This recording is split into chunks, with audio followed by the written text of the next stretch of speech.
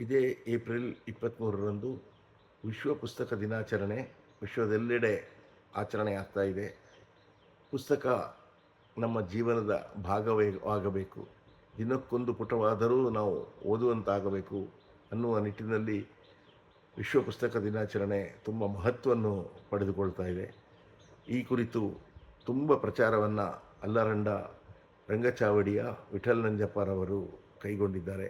ಅವರಿಗೆ ನಾವೆಲ್ಲರೂ ಬೆಂಬಲವನ್ನು ನೀಡುವ, ಸಾಹಿತಿಗಳ, ಸಾಮಾಜಿಕ ಸುಧಾರಕರ, ಮುಖಂಡರ ವಿಡಿಯೋಗಳನ್ನು ಪ್ರಚಾರ ನೀಡುವ ಮೂಲಕ, ಅವರಿಂದ ಪುಸ್ತಕ ದಿನಾಚರಣೆ ಕುರಿತು ಹೇಳಿಸುವ ಮೂಲಕ ಅಲ್ಲರಂಡ ವಿಠಲ್ ನಂಜಪ್ಪನವರು ತುಂಬ ಶ್ಲಾಘನೀಯ ಕೆಲಸವನ್ನು ಮಾಡ್ತಾ ಇದ್ದಾರೆ. ಪುಸ್ತಕ ಎನ್ನುವುದು ಕೇವಲ ಅಕ್ಷರಮಾಲೆ ಅಲ್ಲ, ಕಾಗದದ ವೈಭವೀಕರಣವಲ್ಲ, ಅದು ನಮ್ಮ ಜೀವನವನ್ನೇ ಬದಲಿಸುವಂತಹ ಒಂದು ವ್ಯವಸ್ಥೆ. ದಿನಕ್ಕೊಂದು ಕತೆ ಅನ್ನುವಂತಹ ಪುಸ್ತಕಗಳು ಹಿಂದಿನ ಕಾಲದಲ್ಲಿ ನಮ್ಮೆಲ್ಲರನ್ನು ಪುಸ್ತಕದ ಓದಿನೆಡೆಗೆ ಕರೆದುಕೊಂಡು ಹೋಗಿದ್ದನ್ನು ನಾವಿಂದು ನೆನಪಿಸಿಕೊಳ್ಳಬೇಕಾಗಿದೆ. ನಾವು ಹಿಂದೆ ಪಠ್ಯಪುಸ್ತಕಗಳ ನಡುವೆ ಕತೆ ಪುಸ್ತಕಗಳನ್ನು ಇಟ್ಟು ಓದುವಂತಹ ಒಂದು ಹವ್ಯಾಸವನ್ನು ಅಂದಿನಿಂದಲೇ ಬೆಳೆಸಿಕೊಂಡು ಬಂದವರು. ನಾವು ಜೀವನದಲ್ಲಿ ಎಲ್ಲ ಕಡೆ ಹೋಗಲಿಕ್ಕೂ ಸಾಧ್ಯವಾಗುವುದಿಲ್ಲ, ಆದರೆ ಪುಸ್ತಕ ನಮ್ಮನ್ನು ಎಲ್ಲ ಕಡೆ ಕರೆದುಕೊಂಡು ಹೋಗುತ್ತದೆ. ಅದರಲ್ಲಿರುವಂತಹ ವಿಶೇಷವಾದ ಜ್ಞಾನ, ನಮಗೆ ವಿಶೇಷವಾದ ಅನುಭವಗಳನ್ನು ಕೂಡ ಇಂದಿನ ಪೀಳಿಗೆ, ಇಂದಿನ ಯುವಕರು ಸಾಮಾಜಿಕ ಜಾಲತಾಣ, ಮೊಬೈಲ್ ಗೀಳಿನಿಂದಾಗಿ ಪುಸ್ತಕ ಮರೆಯುತ್ತಿದ್ದಾರೆ. ಅವರನ್ನು ಪುಸ್ತಕದ ಮೊರೆ ಹೊಕ್ಕುವಂತೆ ಮಾಡಬೇಕಾದ ಜವಾಬ್ದಾರಿ ನಮ್ಮ ಮೇಲಿದೆ.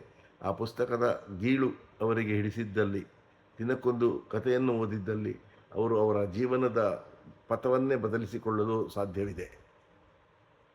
ನಾನು ಕೊಡಗು ಜಿಲ್ಲಾ ಕನ್ನಡ ಸಾಹಿತ್ಯ ಪರಿಷತ್ತಿನ ಅಧ್ಯಕ್ಷನಾಗಿದ್ದು, ಜೊತೆಗೆ ಕೊಡಗು ಜಿಲ್ಲಾ ಲೇಖಕ ಮತ್ತು ಕಲಾವಿದರ ಬಳಗದ ಅಧ್ಯಕ್ಷನೂ ಆಗಿದ್ದೆ. ಆ ಸಂದರ್ಭದಲ್ಲಿ ಸುಮಾರು 60 ಪುಸ್ತಕಗಳನ್ನು ನಾವು ನೂತನ ಲೇಖಕರ ಪುಸ್ತಕಗಳನ್ನು ಪ್ರಕಾಶನ ಮಾಡಿ ಬಿಡುಗಡೆ ಮಾಡಿದ್ದೇವೆ. ಜಿಲ್ಲೆಯಲ್ಲಿ ಪುಸ್ತಕ ಮಳಿಗೆಗಳು ಇಲ್ಲ. ಜಿಲ್ಲೆಯ ಲೇಖಕರು ಬರೆದಂತಹ ಪುಸ್ತಕಗಳನ್ನು ಮಾರಾಟ ಮಾಡುವುದು ಬಹಳ ಕಷ್ಟವಾಗಿದೆ. ಆ ನಿಟ್ಟಿನಲ್ಲಿ ಕೊಡಗು ಜಿಲ್ಲಾ ಕನ್ನಡ ಸಾಹಿತ್ಯ ಪರಿಷತ್ತು ತನ್ನ ಎಲ್ಲ ಕಾರ್ಯಕ್ರಮಗಳಲ್ಲಿ ನೆನಪಿನ ಕಾಣಿಕೆಯಾಗಿ ಕೊಡಗು ಜಿಲ್ಲೆಯ ಲೇಖಕರ ಪುಸ್ತಕಗಳನ್ನೇ ಅವರಿಂದ ಖರೀದಿಸಿ ನೀಡುವ ಮೂಲಕ 3000ಕ್ಕೂ ಹೆಚ್ಚು ಪುಸ್ತಕಗಳನ್ನು ನಾವು ಲೇಖಕರಿಂದ ಖರೀದಿಸಿ ಈಗಾಗಲೇ ನೀಡಿದ್ದೇವೆ. ಎಲ್ಲರ ಮನೆಯಲ್ಲೂ ಒಂದು ಸಣ್ಣ ಗ್ರಂಥಾಲಯವಿರಬೇಕು ಎನ್ನುವುದು ನಮ್ಮೆಲ್ಲರ ಆಶಯವಾಗಿದೆ. ಪುಸ್ತಕದ ಓದನ್ನು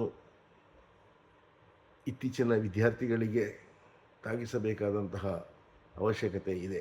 ಅವರು ಅದರ ಸುಖವನ್ನು ಕಳೆದುಕೊಳ್ಳುತ್ತಿದ್ದಾರೆ, ಆ ಜ್ಞಾನ ಭಂಡಾರದ ಸುಖವನ್ನು ಕಳೆದುಕೊಳ್ಳುತ್ತಿದ್ದಾರೆ ಎನ್ನುವ ದುಃಖದೊಂದಿಗೆ ಅವರನ್ನು ಪುಸ್ತಕದೆಡೆಗೆ ನಾವು ಕರೆದುಕೊಳ್ಳಬೇಕಾದ ಜವಾಬ್ದಾರಿ ನಮ್ಮ ಮೇಲಿದೆ. ಜೀವನದಲ್ಲಿ ಪುಸ್ತಕಗಳಿಗಿಂತ ಉತ್ತಮವಾದ ಸ್ನೇಹಿತರು ಇನ್ನೊಬ್ಬರಿಲ್ಲ. ಪುಸ್ತಕಗಳು ನಮ್ಮನ್ನು ಪ್ರಪಂಚವನ್ನು ತೆರೆದಿಡುವಂತಹ ಕೆಲಸ ಮಾಡುತ್ತದೆ, ನಮ್ಮ ಜ್ಞಾನವನ್ನು ಬೆಳೆಯುತ್ತದೆ. ಎಲ್ಲ ವಿದ್ಯಾರ್ಥಿಗಳು, ಇಂದಿನ ಪೀಳಿಗೆಯವರು ಪುಸ್ತಕ ಓದುವಂತಾಗಲಿ ಎಂದು ಹಾರೈಸುತ್ತಾ ನನಗೆ ಈ ಒಂದು ಅವಕಾಶ ನೀಡಿದ್ದಕ್ಕೆ ಧನ್ಯವಾದಗಳನ್ನು ಅರ್ಪಿಸ್ತೇನೆ.